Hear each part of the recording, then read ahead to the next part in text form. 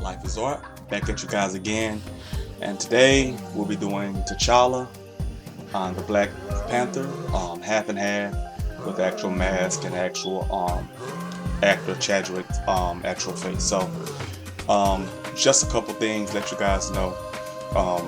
I used a different paper here, the Bristol plate, which is pretty expensive, but actually pretty good solid paper or whatnot. But it's like $25 for like 15 sheets. So just take that into consideration. So now we're starting here. As you can see, we have a very good outline. I sketched it out pretty good, so we're gonna get into it now. I'm gonna do this as more as a tutorial, just like we did Black Widow. So I'll have portions where I slow down and things, explain things. But as you can see, still swear by my old blending stumps. They're dark color, as you can see we're using. You can utilize these when you're actually doing dark pieces, or you're doing shadows and dark gradation on other pictures and stuff like that. So remember, never throw them away. Always keep your pencil sharp. I'm going through outlining here with a Staedtler 8B pencil, because we're dealing with the hair or whatnot, right? And remember, with the hair, it's okay to have those dark lines because you want to have that first and foremost. And we'll go through and you'll see how we'll adjust and make the proper adjustments. So as you know, when you're doing hair, it's almost like a randomness to it, especially with this type of texture hair or whatnot, the textured hair. So you want to just go through, and then we'll blend that with our brush, with our dry brush. Okay.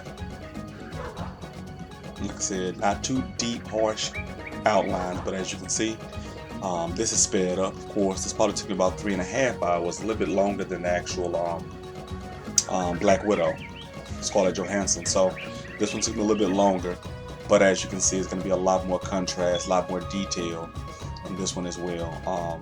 I think one day I'm going to sit down and actually do an actual portrait and take about 15-20 hours on it and just see how detailed I can get it, how realistic, photorealistic I can get it. But that's not the objective today. So we're going through, we're dealing with the hair, back with the blending stump. Notice how we're making those edges look more natural. Okay, you can clean that stuff up with an actual mono zero eraser or typewriter eraser. We can go back inside of those crevices and clean that up. Now, as you can see, I'm slowing it down a bit here because I'm showing how I'm outlining the actual mask.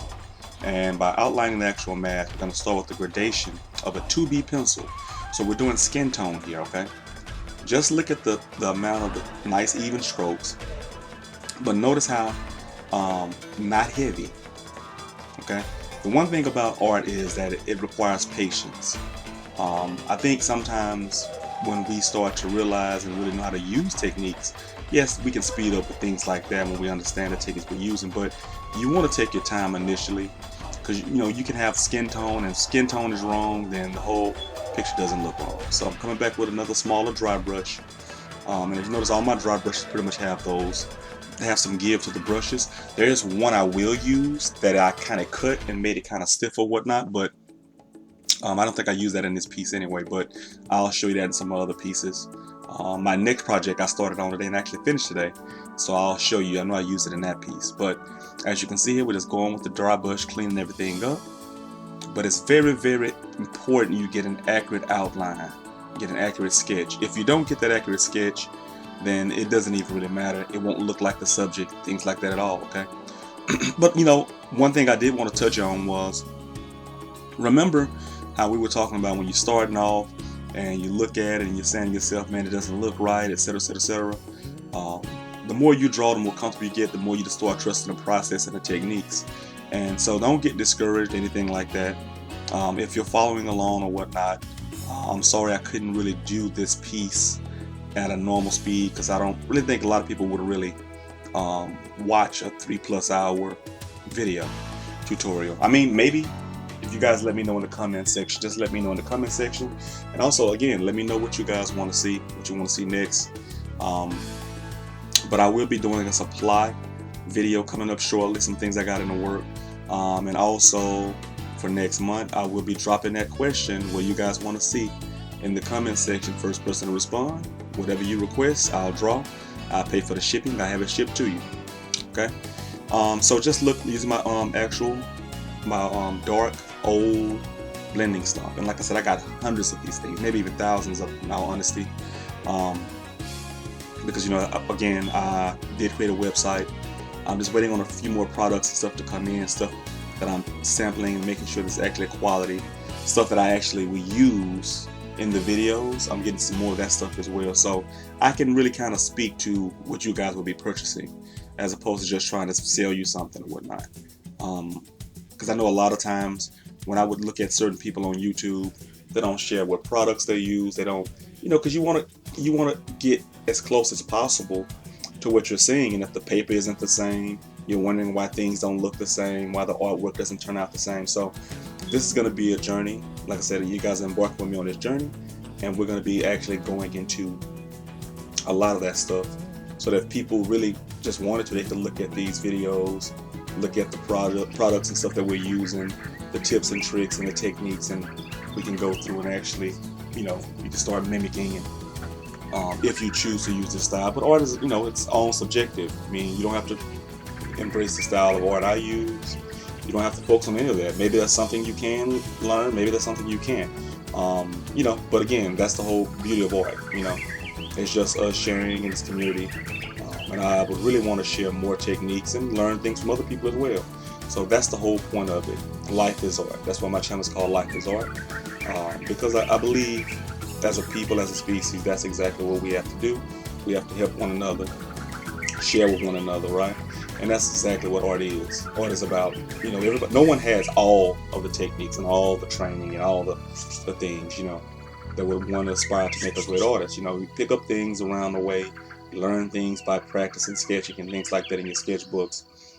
Different techniques, you ponder and wonder about things, and you come up with ways and inventive ways and creative ways. Because we're artistic.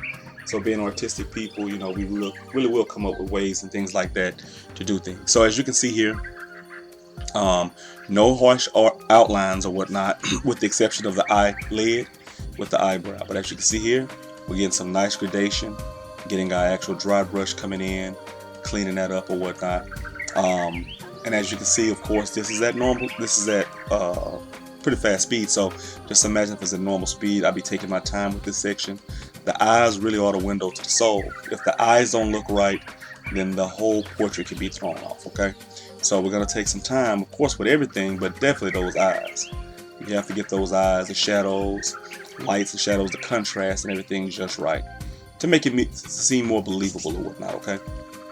Skin tone and things like that. You just want to look at certain things and make sure.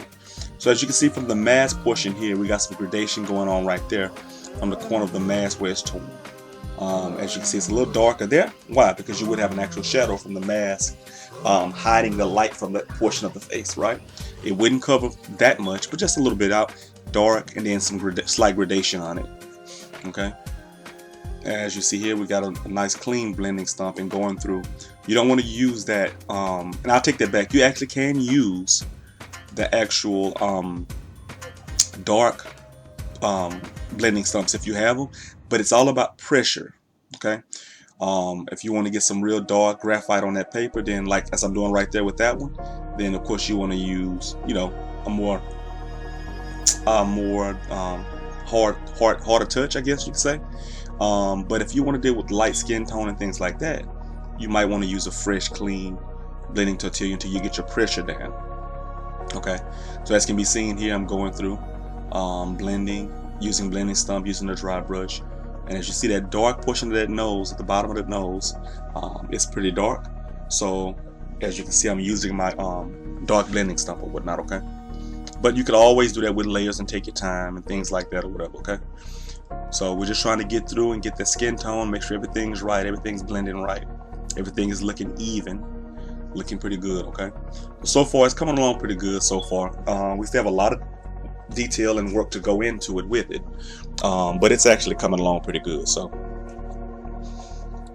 as you can see, going through, looking at the shadow that it's casting, and then we'll blend that right on the opposite side with the actual mask as well. Okay. And also you can have some reflected light on the edge of that mask, so you'll see me go by at one point with that typewriter eraser, or maybe even the Tombow 100 eraser, and I'll go through and lighten up some of those edges and stuff for it. Okay, but remember, it's all about contrast, shadows, things like that. Okay, as you can see here, at the very top of the head, you have some reflected light. So you'll see where I actually have that, and that's that mono eraser where I'm going around the edge, showing the reflected light. Okay. But at the very top, it'll be a lot lighter because obviously the light is from the top, as you can see it. So it's very light at the top, but it gets darker from the source of the light before it gets away from the source of the light. And as you notice, I just took the dry, my kneaded eraser and went right through the hair and just bumped out a couple of sections, then went right back over it. And that gives that illusion of volume to the hair, some volume and texture to the hair. As you can look at it and you can tell that volume and texture. It really does look kinky, all right?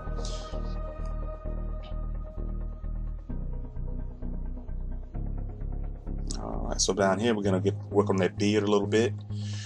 And like I said, don't be afraid to go dark. Don't be afraid to go dark. You can always go back and erase. Things can take a lot longer, you know. The longer you take, the lighter your touch is and things like that. But just don't be afraid to go dark. Okay, especially when you're utilizing your sketchbook and things like that. That's the perfect time to practice those techniques and things like that. Okay. So don't be afraid. Don't be afraid to go dark. Okay. As you can see here, we're going through with lighting certain sections up, and then we go right back over with the dry brush, and that gives us that gray tone I talked about in the last video. Okay.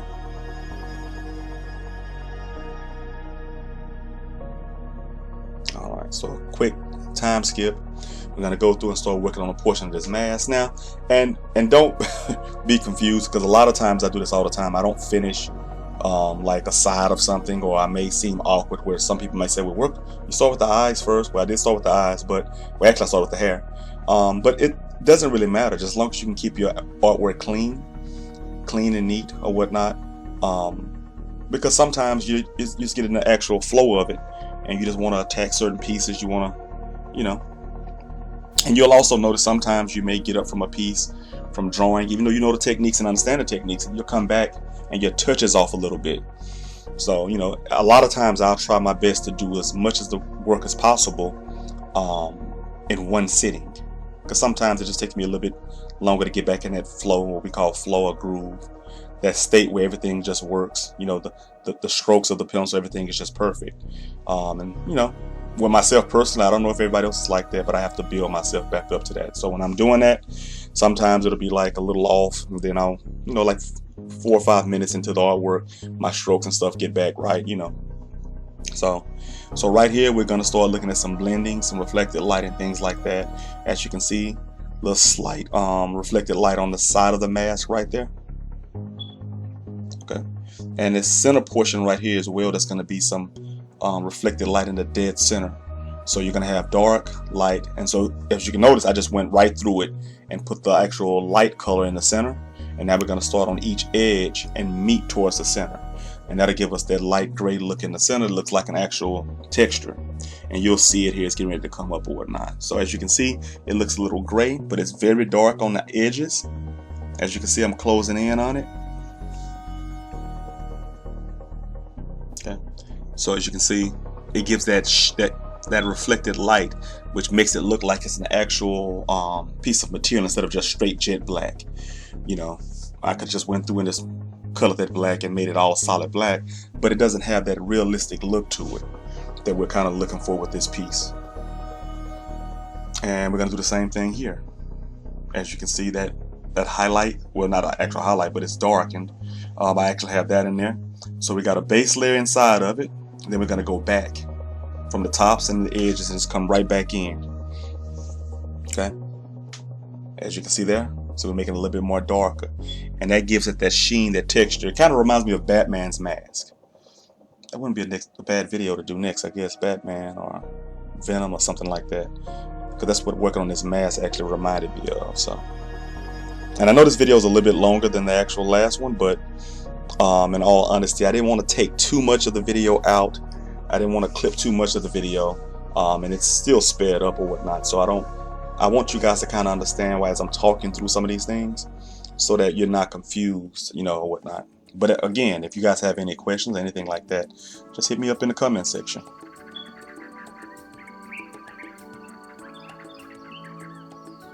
Alright. As you see, we're working on that dry brush. And when I was working on this piece, I didn't even see the right side of the face. When I pulled it back, I was like, oh, it jumped out at me, you know. Looked pretty good or whatnot. Don't know what happened to my camera there.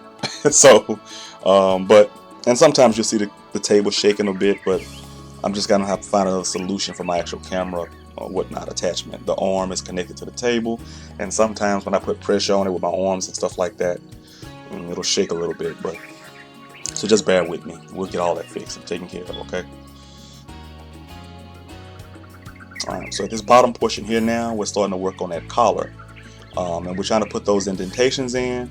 We want it to look like you actually have that light within each of those seams to make it look like it actually has texture to it. Again, if you just go through and color it all dark, it'll just blend. It really wouldn't look like much, you know, whatnot. So that's the thing about it. Understanding textures as well. That's some of the things that I am working on now, actually. Just cloth and textures and different textures and wood, you know, wood, as well as leather and things like that. Just different textures, cotton. There's an author.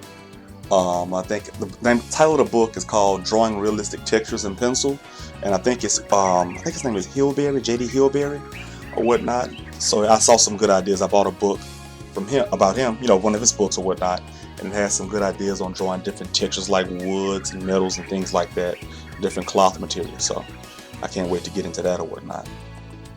But the sweater here we're doing right now, it's coming out pretty good. It's coming out pretty good. So.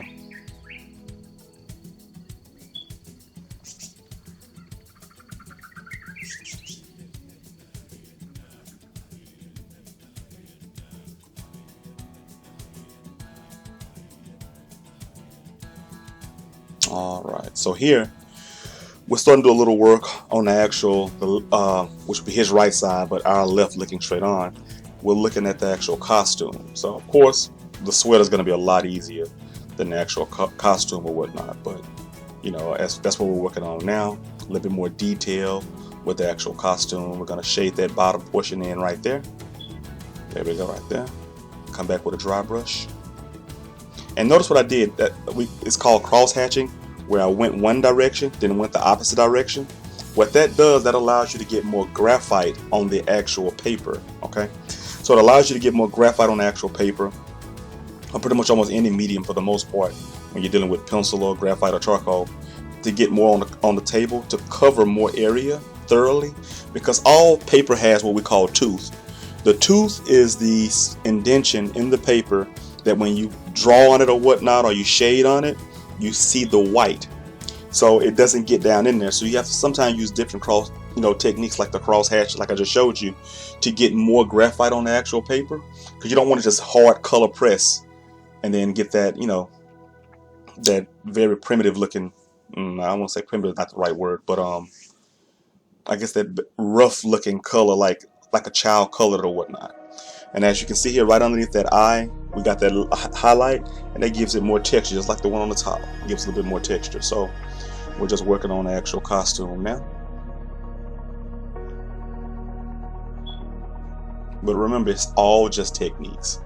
It's just techniques. I know a lot of times you'll go around and people will talk about what's the best paper, what's the best pencils, and things like that. To be honest with you, I will say there are certain pencils that I do favor, but to be honest with you, I think I get the same results with almost any pencils. You know, you can even get good solid results with a number 2 pencil, believe it or not. It'll just take a lot of layering and a lot of work. Okay, now you won't get those deep dark blacks like this, but you can get some nice cool artwork with just a number 2 pencil. I've done it multiple times, but you know, just invest in your decent set and get your pencil extender. When you get those pencil extenders, you know, like I said, just keep a sharp point. The one thing about art is it may not seem like a lot, but it does get pretty expensive the more you start doing things, and the more because you know, you're always going to be practicing. So you're going to be having, you know, running through sketch pads. You're going to be trying to do, you know, work if you're trying to sell your artwork. I do a lot of portraits, and I sell a lot of portraits and things like that. So if you're working on stuff like that, you will run through your materials pretty quickly. So just make sure you kind of budget your stuff out, and, you know, make sure you have enough money to get the things you need or whatnot. But also there will be some some things to help you save on getting certain products, also as well as some tricks, you know, to extending things, like just like say again, just like a lot of people I've seen throw away those blending stumps and stuff when they get very soiled, or blending tortillas when they get very soiled. There's ways with paper clips to straighten them back out with the blending tortillas and things like that. You can also even use the sandpaper on the actual blending stump to clean it up or whatnot. So, but again, I leave my darkest one I have that you see me using all the time. I intentionally leave that real dirty and soiled, because when I need something very, very dark, it comes in handy. Just, it's all about applying pressure at that point. So we're just trying to add some little texture work, light texture work to the actual fabric here, and then go back over with a dry brush just to make it blend. You don't want those harsh highlights or whatnot, you know. So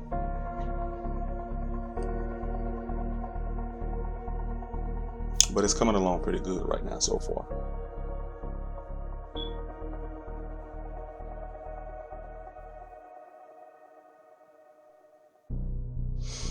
And I had another person ask me about the website. So the website will be up shortly. Yes, I will be selling supplies and things like that on the website. And my goal is to really best where you'll be buying these supplies at other places, so they'll be a lot cheaper or whatnot. Because trust me, I know exactly how it is. You're trying to get things done. You may not be able to afford certain things for certain people and things like that or whatnot. So I know exactly how people feel, and you know, because a lot of people ask me those questions, and they think $100 is a lot to buy art supplies when it's really not. You know, that could be a couple of brushes and some paint, a couple of tubes of paint, depending on what you're actually buying. You know, a lot of people think it's very, you know, inexpensive to draw, but think about these tablets. You may be buying like Strathmore Bristol. You may be buying, like I was saying earlier, this piece of paper I'm drawing on now is the Strathmore plate, smooth plate, and it comes in the sheets. I've only been able to find it for like $21, $22, but it only comes like 15 sheets. So I'll do portraits and things like that on it, but I've done it on mixed media paper. I've done it on Bristol vellum surface, Bristol smooth surface 300 series, 400 series, but that Bristol plate is 500 series. It's a lot smoother, but it's like I say, it's holding that graphite real good. It's holding everything real good. So I do like it, but I'll have to be very, maybe for my clients when I do portraits and things like that, I'll utilize that Strathmore plate, smooth plate, because it does hold the graphite. I'm looking at this as I'm narrating this. It does hold pretty good. So you know, just throwing that out there and whatnot. But you can get a lot of good things, a lot of good stuff done also. I would say kind of stay away from typing paper or copier paper, printer paper, loose leaf paper, you know, with people using 5-subject notebooks and stuff like that. You can sketch on stuff like that, but you really wouldn't want to try to sell or draw stuff. It really doesn't have much tooth to hold that graphite. So we just finished with this portion here. Got some good detail in on it or whatnot. So I appreciate you guys. We're also over 400 subscribers, so thank you guys very, very, very much. I really appreciate you guys. Please like, share, and comment. Love you guys.